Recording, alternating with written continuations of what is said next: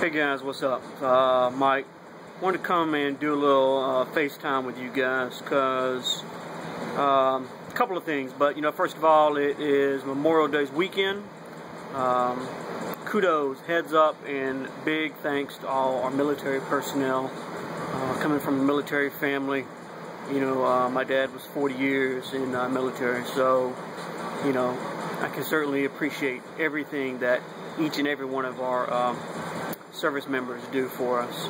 But it's Saturday, and I had a guy call me a while ago. Actually shot me an email, wanted me to call him, and so we were talking about the rim lights that I have. And he was wanting some questions. Well, he had some questions, he wanted some answers, and no big deal. Everybody who does business with me has my personal phone number or my email address, and it's just how I do business. I keep a very close one-on-one relationship with my customers. And so anyway, he had been price shopping the rim lights, and he's got another supplier in line or in mind. Alright, and he wanted to inquire with me and ask some questions, get some answers, and see which direction he wanted to go, which is cool. As a buyer myself, I have to price shop. I have to make sure it's in my budget, it's what I need, it's what I can handle. That's the point of business. But anyway, it kind of bothered me a little bit about what he said, because this isn't the first time it's happened. But the other guy who sells rim lights, he had called the other day evidently and spoke to him, and he got his answers for him and whatnot. But the guy I called, the customer or potential customer, said that the other supplier or seller was pretty much bad talking me and my kit,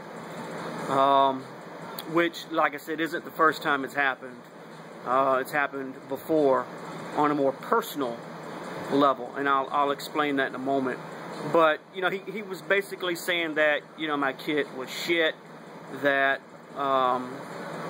it was the wrong type lights, that it was just a copy of his, this, that, and forth. So let me clarify something to competitors, competition, whatever they want to call themselves, whatnot. I'm not in competition with anybody.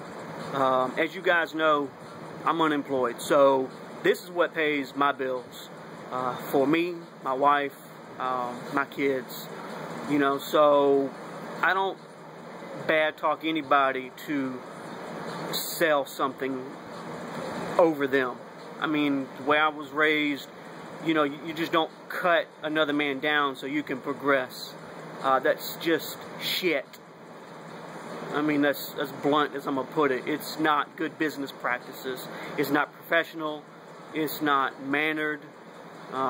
It's just shit. So anyway, on a more personal note, well, let me back up. He said, I'm copying his kit. Let's clarify that it's not his kit. Truth be told, the copyright belongs to a gentleman out in Texas who has a 14-page copyright on it, who still holds the patent for it. And the patent goes back all the way to 2000. So it's not your fucking kit. You didn't come up with the idea.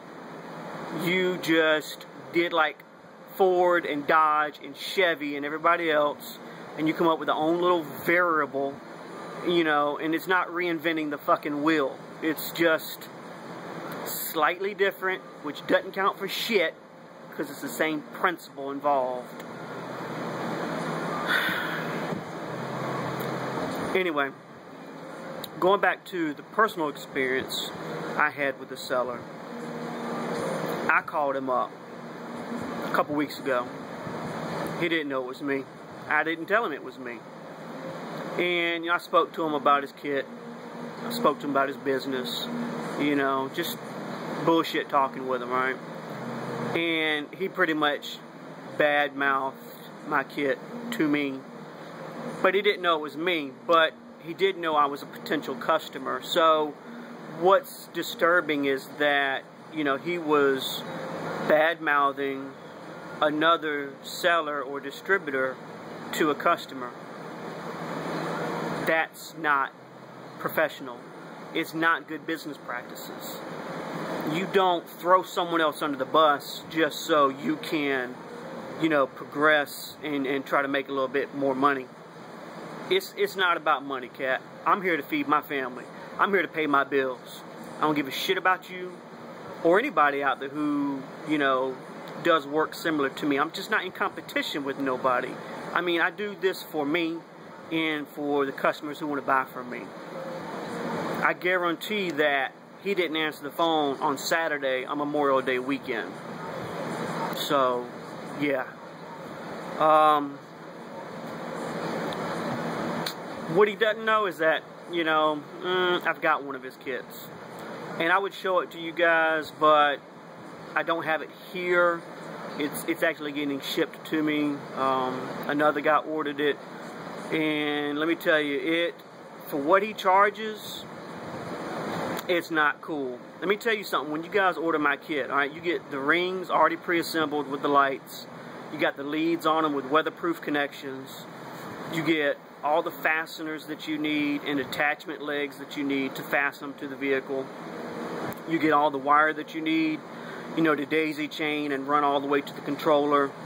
You get your power wire that has a ring terminal on one end to go to your battery post.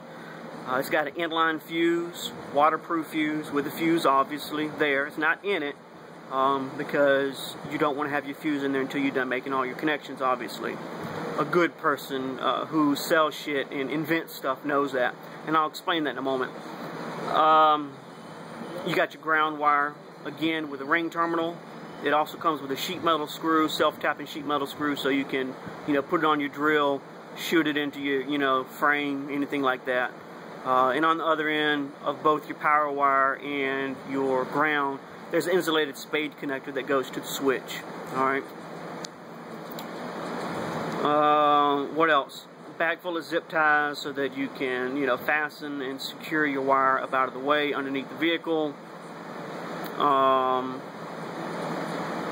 Let's see, fuse holder, switch, power, ground wire, ring terminals, weatherproof connections, your wire, your rings, your controller, and your remote, obviously. I think that's pretty much it. Alright, directions, obviously.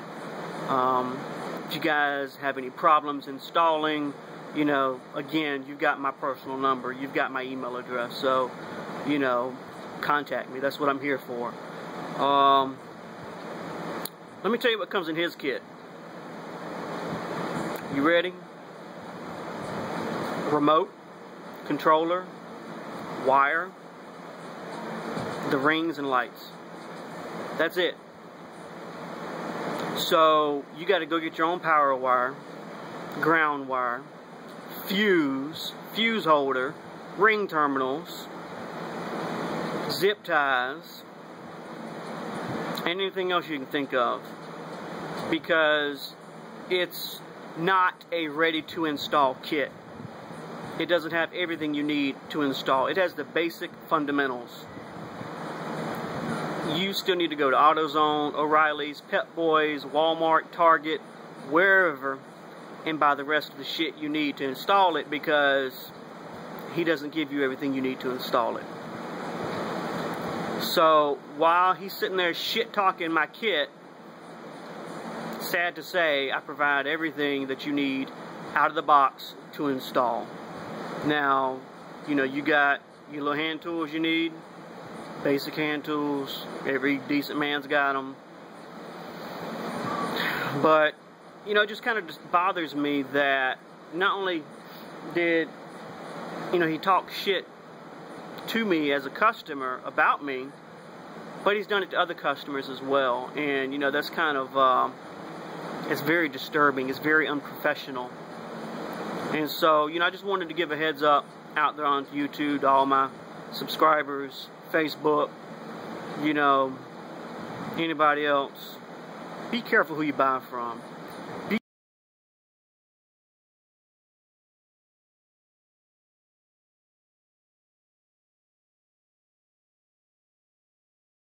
careful how you talk to people, what you say to people, how you conduct yourself and your business. You know, it's serious. You know, and that's some childish bullshit, really. So, it is what it is. I guess you can't expect great things from bad people. It just don't work that way. But, it's Saturday, and I'm getting ready to finish, my RPB grill. So, powder coated, gloss black, and chrome. It's looking good. And we're putting some lights behind it. That's what I'm working on now. It's hot out here. And the last thing I need is a potential customer calling, inquiring about my stuff, and telling me that another seller is bad talking me. That is shit. It's bad business practices. So, but anyway, appreciate you guys watching, appreciate you subscribing, and you guys have a great weekend. Be safe, don't do nothing stupid. I'm sure some of you will, but that's life. See you in the next video. Appreciate it, guys.